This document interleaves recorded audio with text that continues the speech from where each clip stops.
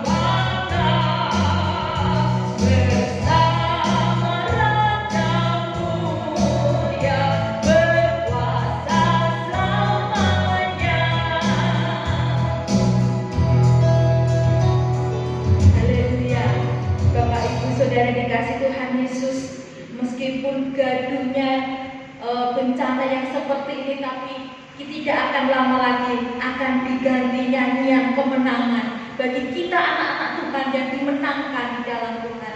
Kita tetap percaya bahwa tiada yang mustahil bagi Tuhan. Mari kita tetap semangat di dalam Tuhan, dan kita bersama-sama saudara kita seiman, kita agungkan Tuhan karena Tuhan yang layak diagungkan. Kita naikkan pujian kuat kembali dari Kidung Jemaat nomor 249, Serikat Persaudaraan.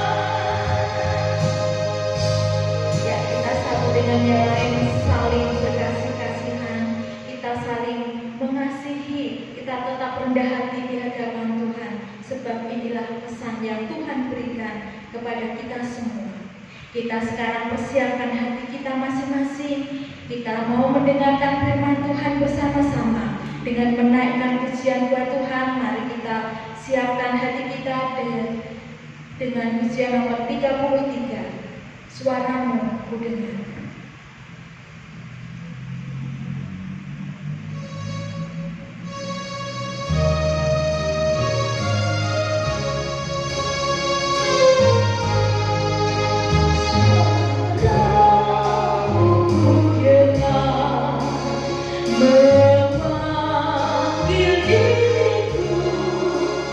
Supaya ku di kota di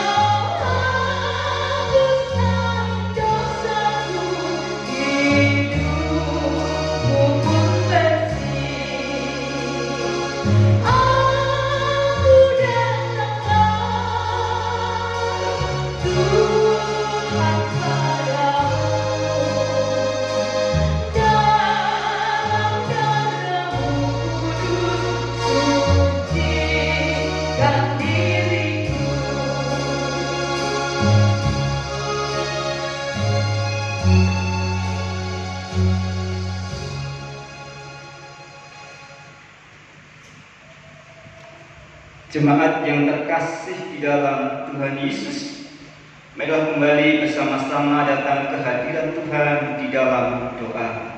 Mari kita berdoa. Ya Bapa, Allah yang hidup, yang kuasa melakukan segala perkara, yang penuh kasih, yang senantiasa mengasihi memberkati hidup kami. Terima kasih dan syukur kami naikkan kepadamu atas segala berkat kasih kemurahan. Firman-Mu Tuhan adalah dasar hidup kami, adalah kekuatan kami, adalah pelita dan terang bagi jalan kami. Saat ini kami mau dengar akan firman-Mu. Roh Kudus Tuhan menerangi menguasai hati kami. Firman-Mu dapat kami mengerti, dan setiap kebenaran firman-Mu senantiasa menjadi berkat dalam hidup kami. Bersabdalah ya Tuhan, dan kami siap untuk menerimanya. Amin. Firman Tuhan yang menjadi dasar renungan ibadah kita pada saat pagi hari ini, kita ambil dari Injil Lukas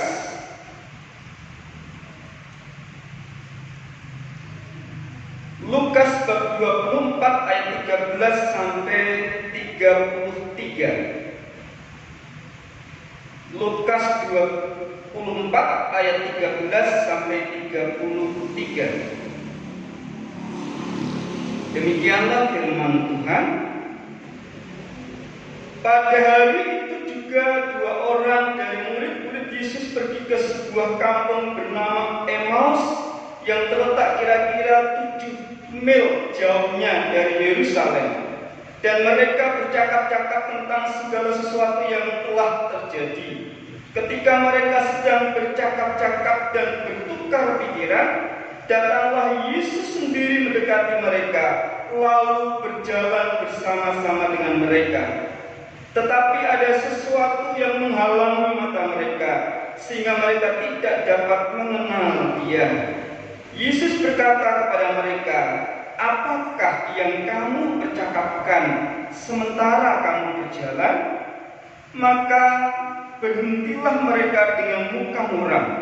Seorang dari mereka namanya Kleopas menjawabnya, "Adakah engkau satu-satunya orang asing di Yerusalem yang tidak tahu apa yang terjadi di situ pada hari-hari belakangan ini?" Katanya kepada mereka, "Apakah itu?" Jawab mereka, "Apa yang terjadi dengan Yesus orang Nazaret?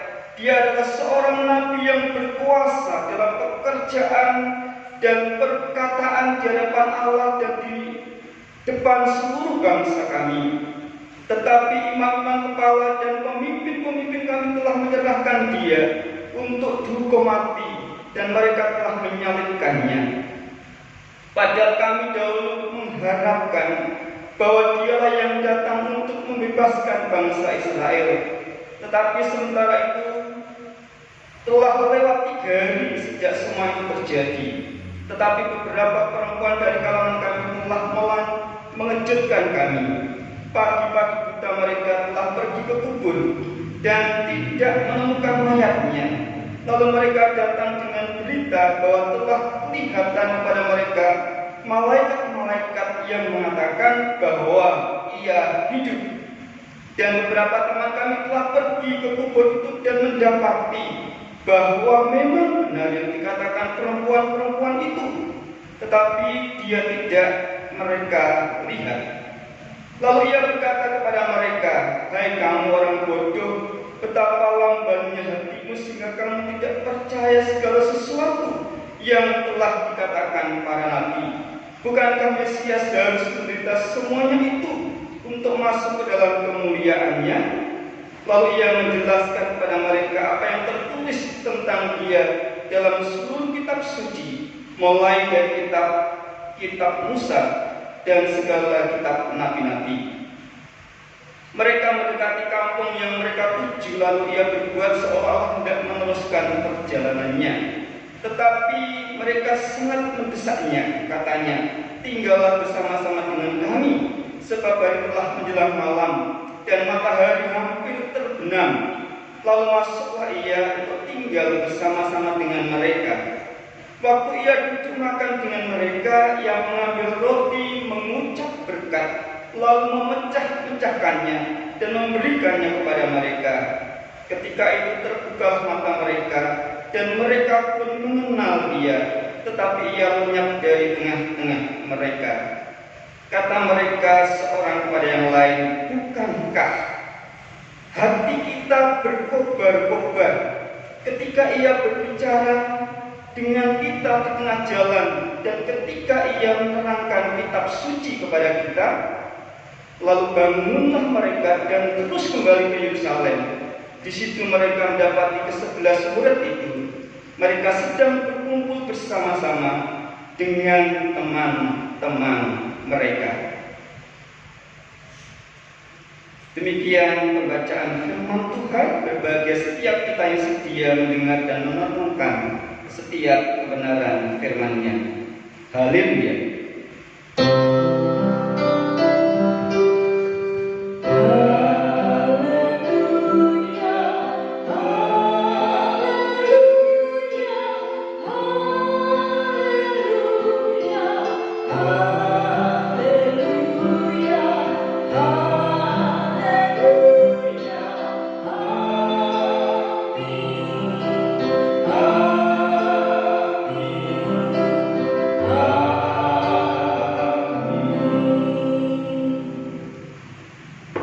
Shalom, puji Tuhan.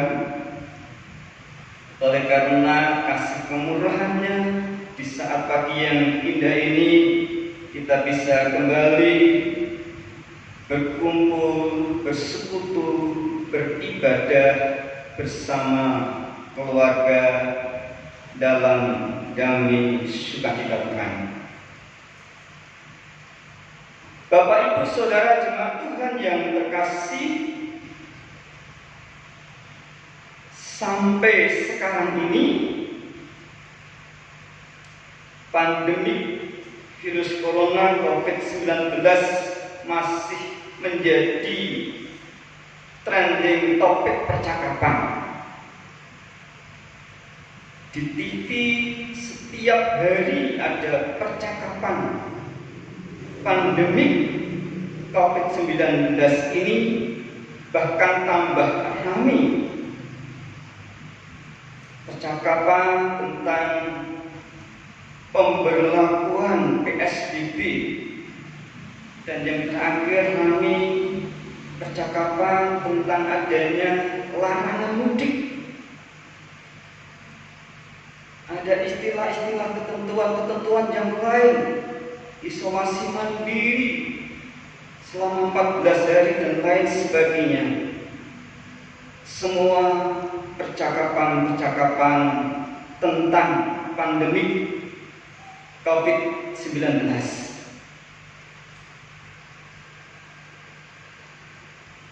220 tahun yang lalu ada satu peristiwa yang menjadi trending topik percakapan. Tiada lain yaitu yang telah kita peringati bersama, kita telah rayakan bersama, yaitu tentang peristiwa kebangkitan Tuhan Yesus. Peristiwa tentang kebangkitan Tuhan Yesus. Tuhan Yesus yang mati disalib, dikubur, pada hari ketiga bangkit lagi dari antara orang mati. Tentu sesuatu peristiwa yang dahsyat, yang gempar, yang menjadi trending topik percakapan pada waktu itu. Dalam perikop yang sudah kita baca, kita dengar bersama, mengisahkan dua orang murid Tuhan Yesus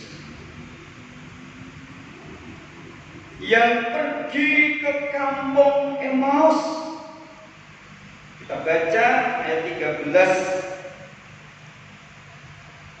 Pada hari itu juga dua orang dari murid-murid Yesus pergi ke sebuah kampung bernama Emmaus yang terletak kira-kira 7 mil jauhnya dari Yerusalem. Jadi dari Yerusalem mau pergi ke kampung Emmaus. Di sini diterangkan jaraknya Emmaus dari Yerusalem itu 7 mil. 1 mil itu 1,5 kilo. Kalau 7 mil itu berarti kira-kira 10,5 kilo. 1 mil 1,5 kilo, kalau 7 mil itu 10,5 kilo. Jadi kira-kira perjalanan menuju Jepara, jalan kaki, kan seperti sekarang yang bisa ditempuh cepat, tidak sampai 1 jam, bahkan mungkin tidak sampai setengah jam bagi yang mudah-mudah ngebut.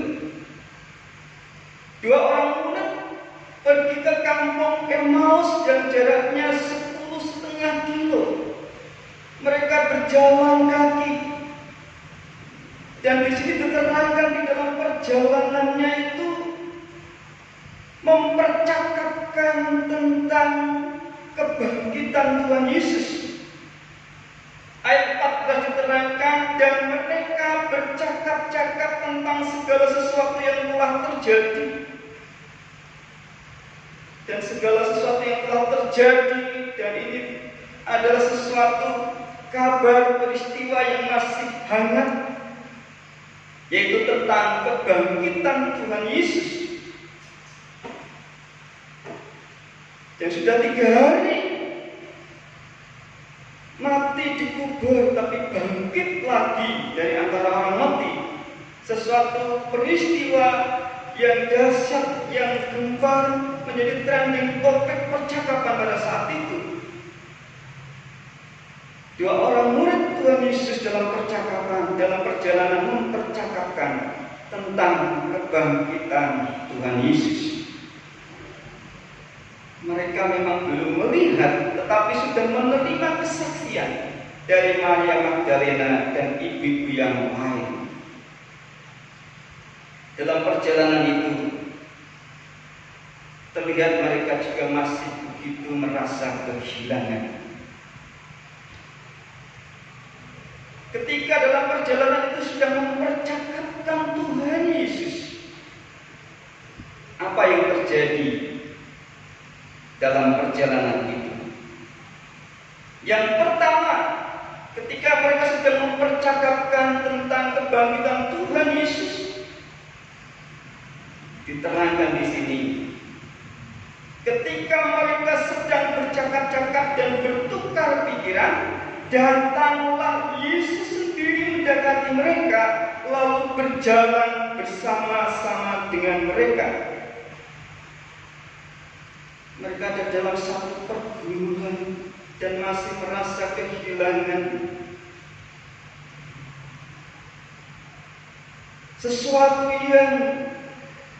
Sesuatu yang tentu ini tidak terduga terjadi. Ketika mereka sedang bercakap-cakap tentang Paskah kebangkitan Tuhan Yesus, Tuhan Yesus sendiri yang dipercakapkan datang mendekati mereka, lalu di sini diterangkan berjalan bersama-sama dengan mereka. Tetapi pada saat itu mereka belum mengenal kalau yang mendekati, kalau yang berjalan bersama-sama dengan mereka itu adalah Tuhan Yesus sendiri. Mereka belum mengenal kalau ketika mempercakapkan Tuhan Yesus ternyata yang datang itu adalah Tuhan Yesus sendiri. Mereka belum mengenal. Tuhan Yesus datang mendekati dan berjalan bersama-sama mereka dan ikut bercakap-cakap dengan mereka. Nah, di sini kita bisa lihat percakapan mereka kedua orang murid dengan Tuhan Yesus. Pada ayat yang ke-17,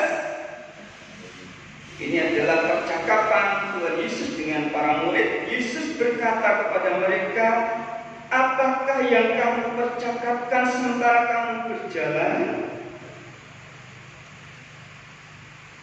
Tuhan Yesus sengaja mempertanyakan tentang apa yang mereka percakapkan.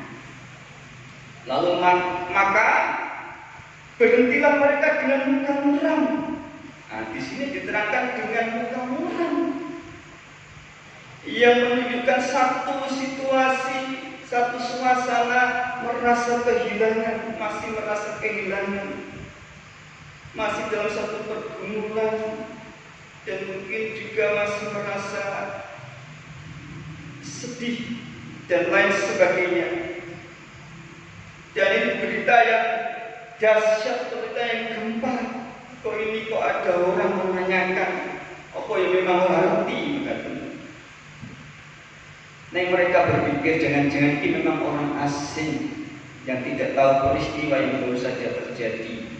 Maka di sini seterusnya seorang dari murid Tuhan Yesus disebutkan namanya Kleopas menjawabnya, "Adakah engkau satu-satunya orang asing di Yerusalem yang tidak tahu apa yang terjadi di situ pada hari-hari belakangan ini?" Kata Tuhan Yesus kepada mereka, "Apakah itu?" Jawab mereka, kedua orang murid ini, "Apa yang terjadi dengan Yesus orang Nazaret? Dia adalah seorang nabi yang berkuasa, yang benar dalam pekerjaannya, dalam perkataan di hadapan Allah dan di depan seluruh bangsa." Jadi kedua orang murid ini menceritakan peristiwa yang terjadi tentang Yesus orang Nazaret. Dia adalah seorang nabi yang berkuasa, yang benar dalam pekerjaannya, dalam perkataannya di hadapan Allah dan di seluruh bangsa kami.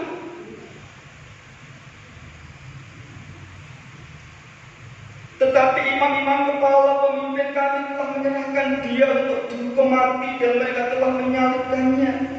Padahal kami dahulu mengharapkan bahwa dialah yang datang untuk membebaskan bangsa Israel. Tetapi sementara itu lewat 3 hari sejak semua itu terjadi. Tetapi beberapa perempuan dari kalangan kami telah mewajibkan kami yang memberikan kesaksian bahwa Tuhan Yesus sudah bangkit dari antara orang mati. Ini yang disampaikan kedua orang murid Tuhan Yesus kepada Tuhan Yesus.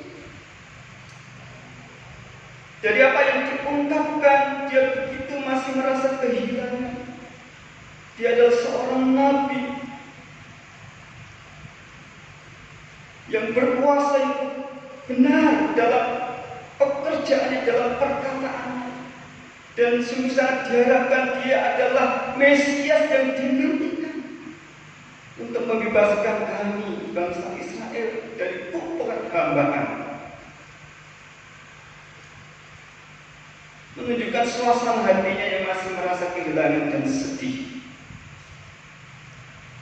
Kemudian di sini selanjutnya dalam percakapan itu, Tuhan Yesus memberikan satu teguran dan mengingatkan kepada kedua murid Tuhan Yesus ini, mengingatkan tentang apa?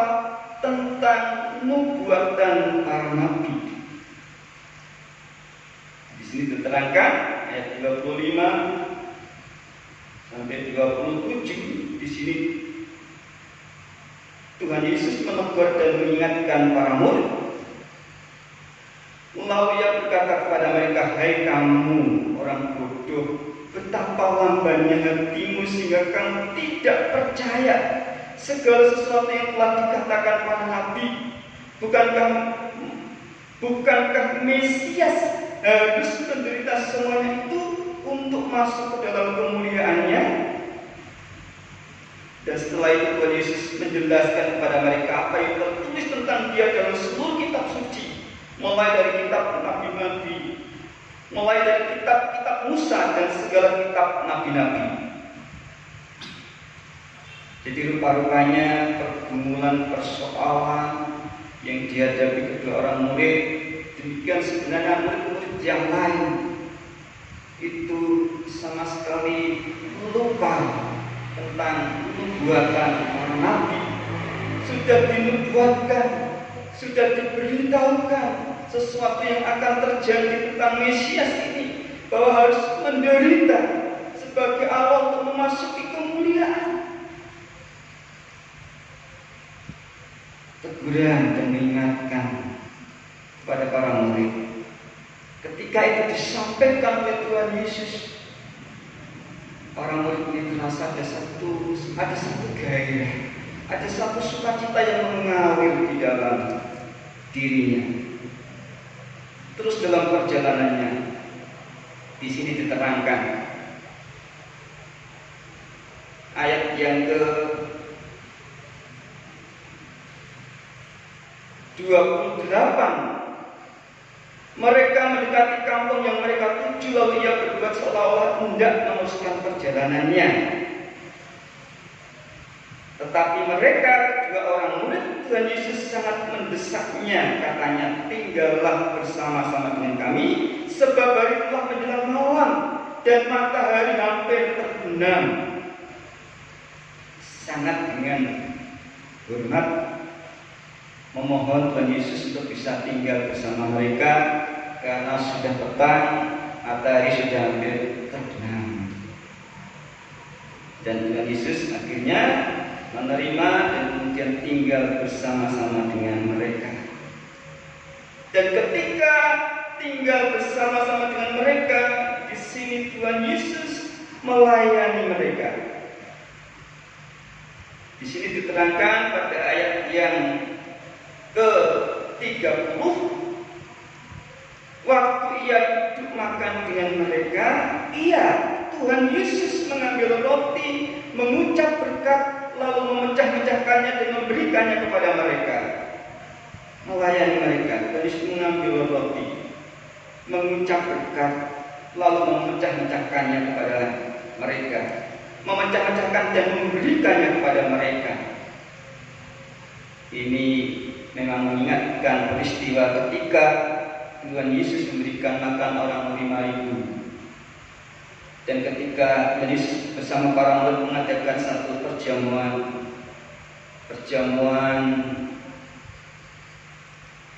kasih, ya, perjamuan terakhir, perjamuan kudus. Kalau sekarang kita bersama-sama mengadakan perjamuan kudus. Dan ketika itu dilakukan oleh Tuhan Yesus, melayani mereka, mengucap berkat, memecahkan roti, membagi kepada mereka, mereka baru disadarkan, diingatkan, baru mengenal itu Tuhan Yesus. Tetapi begitu mereka mengenal kalau itu Tuhan Yesus, Tuhan Yesus ketika itu meninggalkan mereka. Bapak Ibu Saudara jemaat yang terkasih di dalam Tuhan Yesus, apa yang terjadi ketika peristiwa Paskah kebangkitan Yesus dipercakapkan?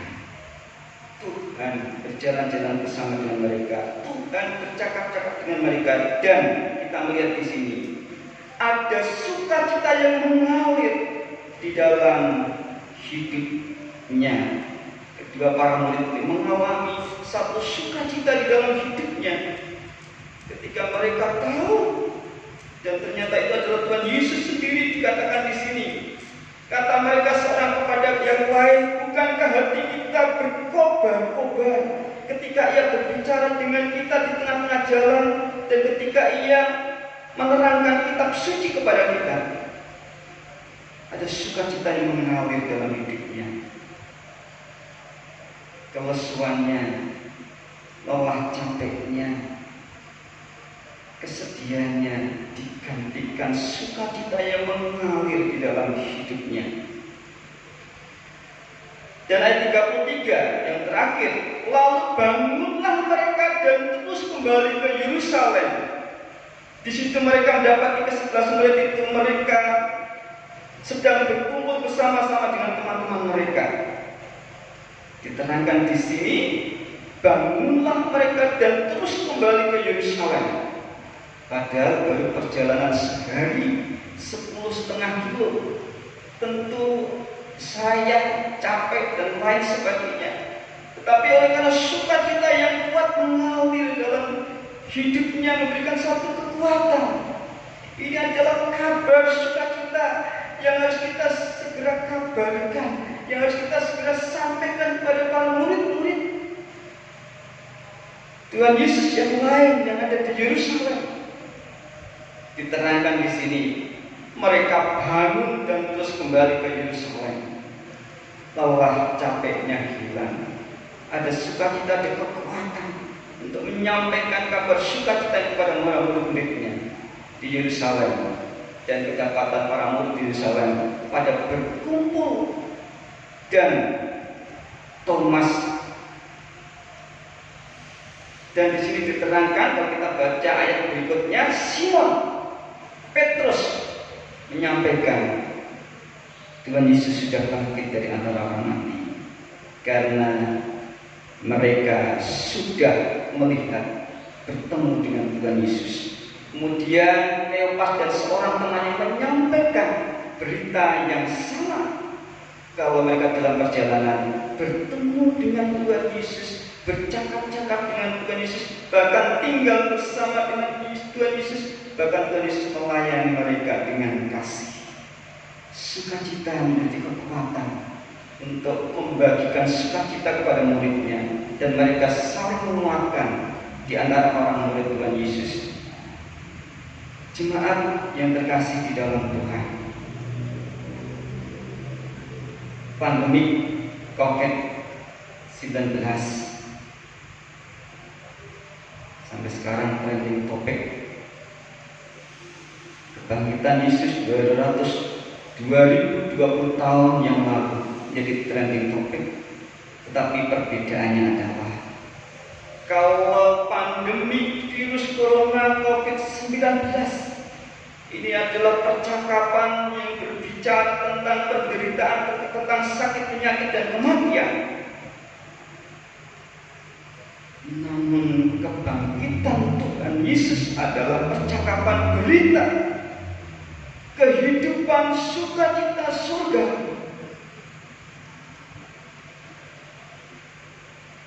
Oleh sebab itu, jemaat yang terkasih di dalam Tuhan, kita memang ada dalam satu pusaka percakapan pandemi COVID-19 ini. Tetapi meskipun kita ada dalam pusaran percakapan ini, kita tidak melupakan untuk mempercakapkan tentang Paskah kebangkitan Tuhan Yesus. Ketika Paskah kebangkitan Tuhan Yesus, ketika kasih Yesus yang begitu besar, ketika anugerah Yesus yang dianugerahkan itu dipercakapkan, disaksikan, Yesus ada berjalan bersama-sama dalam hidup kita, dan sukacita surgawi itu mengalir dalam hidup kita. Ketika kita melupakan percakapan Paskah, Yesus yang sudah bangkit dari antara orang mati, kasihnya yang begitu besar, anugerah yang dianugerahkan dalam hidup kita, itu artinya kita sudah kalah. Oleh sebab itu, jangan melupakan mempercakapkan Tuhan Yesus yang sudah bangkit. Maut mati sudah dikalahkan.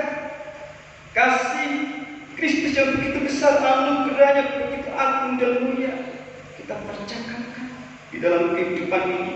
Kita semakin dikuatkan, diteguhkan, dan juga kita ada satu sukacita untuk berbagi kepada yang lain. Dan ketika itu kita percakapkan, Tuhan sendiri ada berjalan bersama dengan hidup kita, dan sukacita Tuhan yang ada mengalir dalam hidup kita. Saat teduh untuk kita semua, Tuhan memberkati.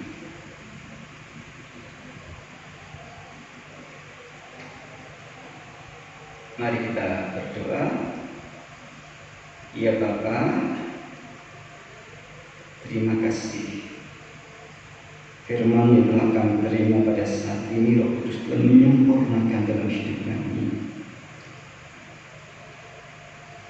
kebenaran firman Roh-Mu yang menguatkan, menumbuhkan hidup kami.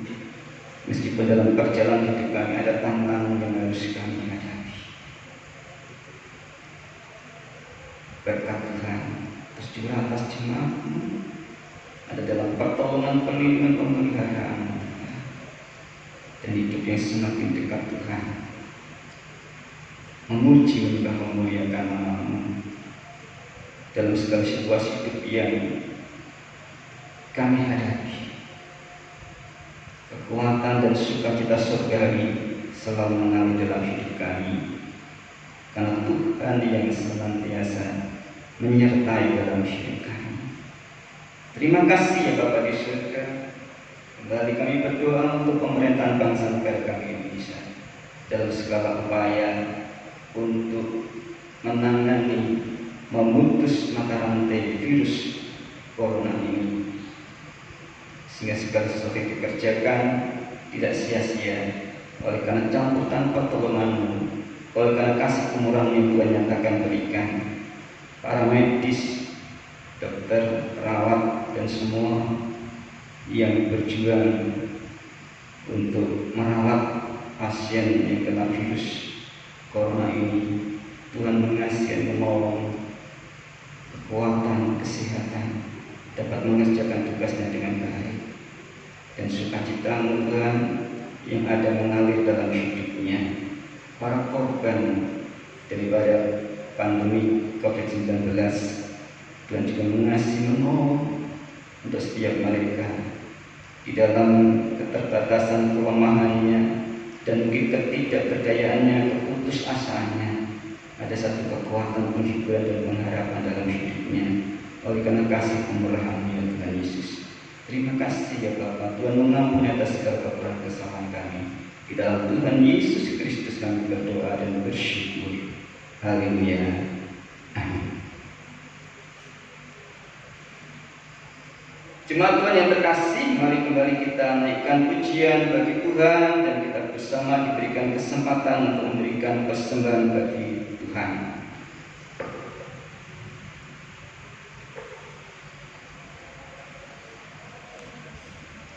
Kami puji dengan harian jemaat nomor 3 ayat bait 1 dan 2.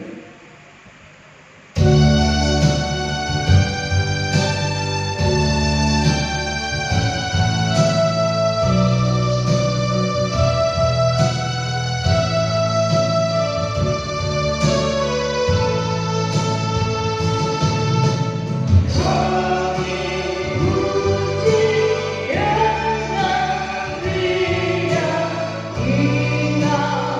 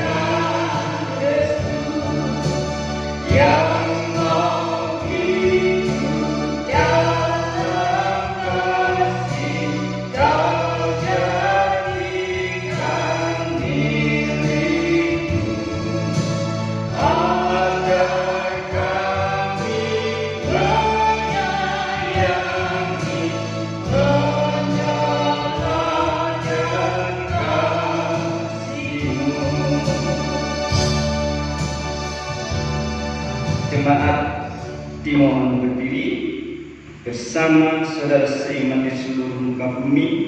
Kita senantiasa ikrarkan iman pengakuan kita. Aku percaya kepada Allah Bapa yang Maha Kuasa, Khalik langit dan bumi, dan kepada Yesus Kristus anaknya yang tunggal Tuhan kita, yang dikandung daripada Roh Kudus, lahir dari anak darah Maria, yang menderita di bawah pemerintahan Pontius Pilatus, disalibkan, mati dan dikuburkan, turun ke dalam kerajaan maut, pada hari yang ketiga bangkit pula dari antara orang mati, naik ke surga, duduk di sebelah kanan Allah Bapa yang Maha Kuasa, dan akan datang dari sana untuk menghakimi orang yang hidup dan yang mati. Aku percaya kepada Roh Kudus, gereja yang kudus dan am, persekutuan orang kudus, pengampunan dosa, kebangkitan daging, dan hidup yang kekal. Kita terima berkat Tuhan. Tuhan memberkati kita dan melindungi kita dengan wajah-Nya dan memberi kita kasih karunia. Tuhan menghadapkan wajah-Nya kepada kita, damai sejahtera. Amin.